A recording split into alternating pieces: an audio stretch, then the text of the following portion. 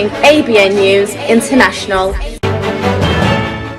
अस्सलाम वालेकुम नाज़रीन, मैं हूँ आयशा शबीर और आप देख रहे हैं ABN न्यूज़ इंटरनेशनल। नजर डालते हैं आज की अहम खबरों पर। पाकिस्तान तहरीक इंसाफ PTI की जानिब से मुज़ाकराती कमेटी के रुकन साहबजादा हामिद रजा ने कहा कि हम तीसरे राउंड के मुज़ाकरात के लिए तैयार हैं। आप जुडिशल कमीशन के हवाले से वर्किंग कर आए, अभी तक मुज़ाकरात में पेश रफत नहीं हो सकी। साहबजादा हामिद रजा और PTI रहनुमाओं ने रावलपिंडी में अडियाला जेल के बाहर बानी PTI से मुलाकात के बाद मीडिया से गुफ्तगू की।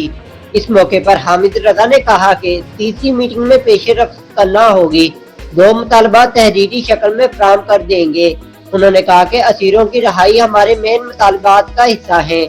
अगर जुडिशल कमीशन नहीं बनता तो मुज़ाकरात का सिलसिला आगे नहीं चल सकेगा। मुज़ाकरात की हतमा तारीख 31 जनवरी ही है। साहबजादा हामिद रजा ने कहा कि अगर आप समझते हैं कि हम जिम्मेदार हैं तो CCTV 40 जलाएं। मुज़ाकरात को मुंतकी इंजाम तक पहुँचाने की गेंद हुकूमत के कोर्ट में है।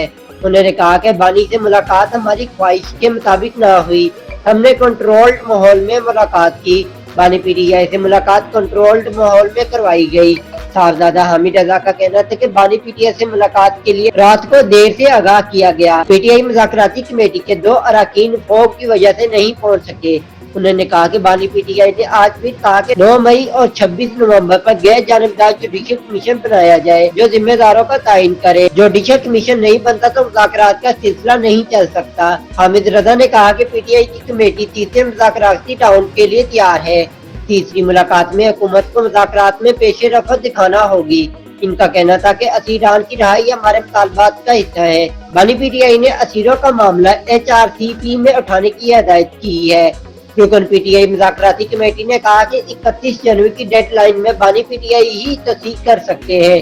अगर कोई पेश रफत हुई तो हम बानी PTI तक पहुंचा देंगे।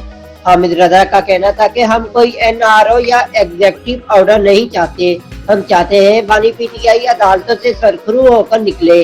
हम चाहते हैं हमारे असीरान की जमानतों में प्रोसिक्यूशन रुकावट न बने।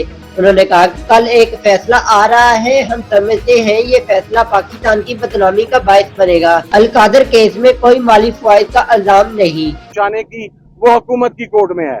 हम जितनी फ्लेक्सिबिलिटी दिखा सकते थे हमने वो फ्लेक्सिबिलिटी दिखा दी।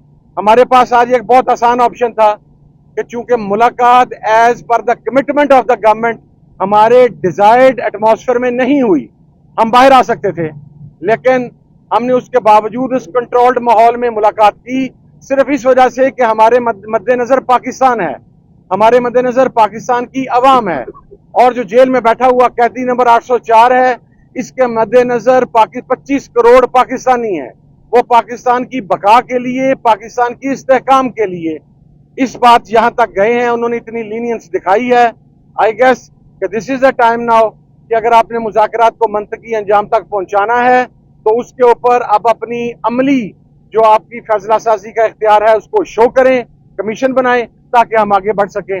बहुत शुक्रिया जी, थैंक यू। साहब ये बताइएगा, इमरान खान ने 31 जनवरी की डेडलाइन दी है, अगर कोई पेशरफ्त होती है जो आपके 2 मुतालबात हैं इन पर अगर हुकूमत या आपका कंसेंसस बनता है तो क्या ये डेडलाइन जो है इसमें भी तोसी होगी? नहीं जी, इसका इख्तियार सिर्फ खान साहब के पास है, इसमें हम किसी किस्म की तोसी करने का इख्तियार नहीं रखते। आज भी उनसे बात हुई है, अगर कोई पेशरफ्त होगी और वो पेशरफ्त खान साहब तक पहुंचेगी तो फिर खान साहब फैसला करेंगे। एज इफ नाउ 31 जनवरी ही लास्ट डेट है। आपने जिस तरह बात की कि असीरान की रिहाई और आपने अपनी ट्वीट्स में भी कहा कि बानी PTI की रिहाई, तो ये सिर्फ आप लोग की ख्वाहिश है कि खान साहब भी कहते हैं तो मुझे बाहर निकालो, नहीं, उसके ऊपर मैं एक और बात वाज़ह कर दूं जी कि खान साहब ने सिर्फ अपने कारकुनान और अपने कैद वर्कर्स की बात की है। हमने आज भी ये बात उमर अयूब साहब ने, राजा नासिर अब्बास साहब ने, असद कैसर साहब ने हमने कही है।